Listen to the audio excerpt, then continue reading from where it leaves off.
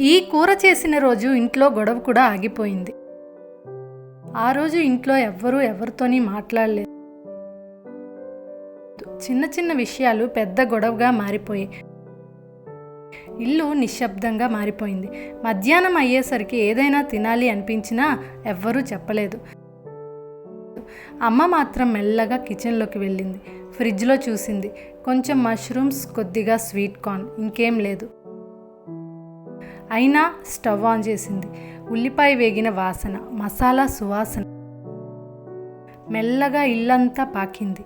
ఎవ్వరూ మాట్లాడకపోయినా అందరూ కిచెన్ వైపు చూడడం మొదలుపెట్టారు. వేడి అన్నం మీద ఆ కూర వేసినప్పుడు ఆ వాసన, ఆ రుచి.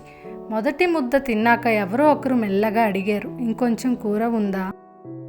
అదే మొదటి మాట, అదే శాంతి మొదలు. ఎందుకంటే కొన్ని కూరలు కేవలం రుచిగా ఉండవు, మనుషుల్ని మళ్ళీ కలుపుతాయి. మీరు కూడా ఒకసారి ట్రై చేసి చూడండి. రుచి మాత్రమే కాదు, మనసు కూడా నిండిపోతుంది. వైట్ రైస్, చపాతీ, బగారన్నం, పులావ్ ఇలా అన్నిట్లోకి సెట్ అవుతుంది.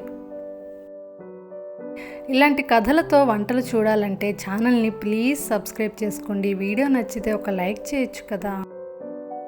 మరిన్ని మంచి వీడియోస్ కోసం ఛానల్ని రెగ్యులర్గా ఫాలో అవుతూ ఉండండి. Bye. Thank you so much for watching.